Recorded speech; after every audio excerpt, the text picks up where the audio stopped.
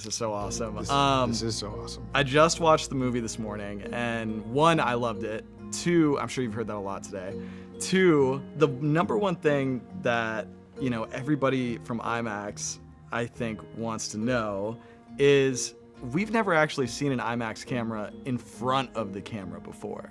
How did that come about, or why did that come about? That's right. There's an IMAX camera is essentially a character in the film, or a prop, and an important prop, an essential prop. So I worked with Hoyte van Hoytema in this film, and I knew I wanted to create an absolute spectacle, something bigger, ambitious, more undeniable than I'd ever done. And so I knew Hoyte was the man. And one of the first things I asked him was, Hoyte, forget the movies, if you had to get an image of a UFO in the sky, you had one shot, and it was for posterity, for the human race, what would you do? What would you use? And he goes, in his classic Dutch accent, Jordan, I would use an IMAX camera. And it is because the resolution is just on a whole different level. That is the way to go. So I was like, cool.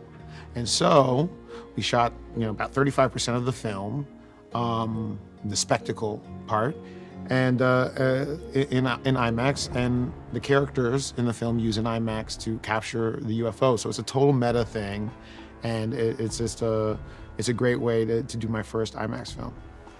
It was awesome. I gotta tell you, the IMAX folks, we were all like, let's go. Let's go. We were very excited.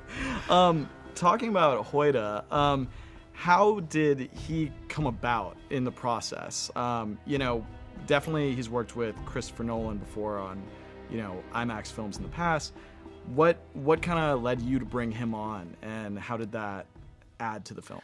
Well, and the work he's done with Nolan is truly inspiring. And talk about absolute spectacles, right? We've got Interstellar, we've got Dunkirk, we've got Tenet.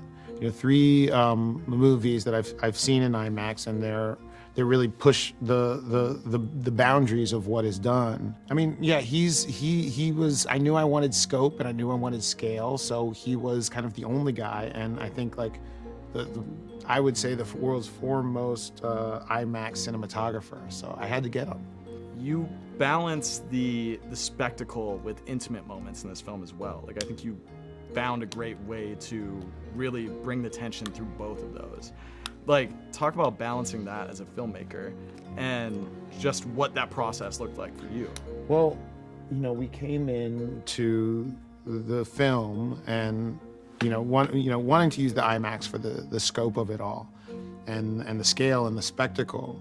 What I found along the way is that there's all sorts of other ground that hasn't been broken with this format and with this type of camera, and that, yes, in fact, some of the more intimate, some of the more regular environments, we created an experience that I hadn't even expected in terms of the immersion, the teleportation, and in terms of the horror.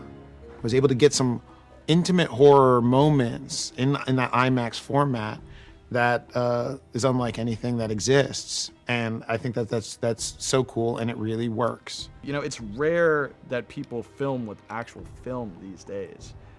Could you talk about, that process and how it may be different from working on some of your past films? Well,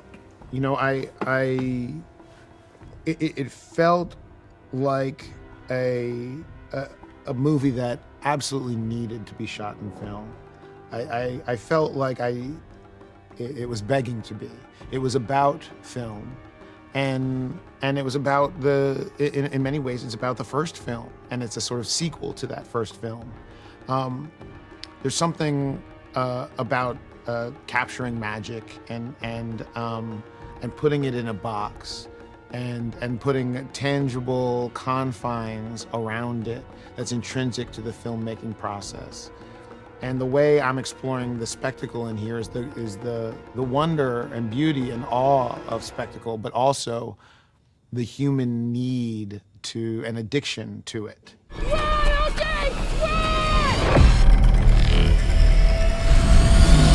no, no, no, no, no. I want to talk a little bit about the sound design because, I mean, you know Bruce Marco. I've talked with Bruce in the past, and he told me kind of off the cuff that the sound design in this movie is like some of the best he's ever heard. Yeah.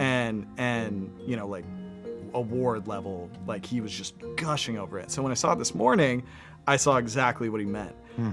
Could you talk about, you know, the sound and kind of how that contributes to the immersion and heightened sense of tension throughout the film?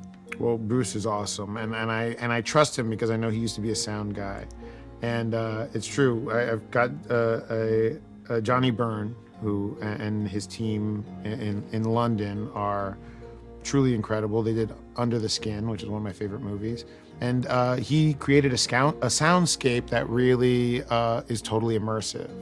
So, you know, when you're in an IMAX environment, for example, you really do have a system that's everywhere, and you have this feeling of being in and underneath this tapestry he's created. So I'm so glad you liked it. We really wanted to not only give you the sound of UFO, but the sound of the world as affected by the presence of a UFO.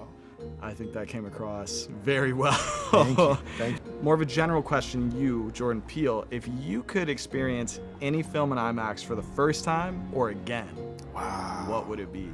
What a great question. If I tell you this, you got to make it happen for me, right? Yeah, we'll make it happen. It's going to happen? Okay. Any movie for the first time or again? Can be anything. Let's just say theoretically, just open it up. Oh my gosh. Well, let's get crazy. Alien. I mean, come on. Yes. Come on. I just think that would be insane. It shares some of the DNA of this project, I guess, in that it's juxtaposition of the horror of the vastness and the horror of the intimate space. And so yeah, I think I would love to see that in a double feature with No. Oh my God, that makes so much sense. I could see that too. That's really sick. I love that choice. I would maybe go Terminator 2. Ooh. That's another one, right? Throw it back. So good, man. 5 stars, Angel, 5 stars. You know, IMAX is really the best way to see this film, just because, you know, I think I wanted an experience where the audience really, if they're looking up, they really have to look up. Really have to feel what the characters feel. And, you know, with IMAX, it's not, you know, you're not just watching a movie, you're existing in a place. It's kind of how it feels.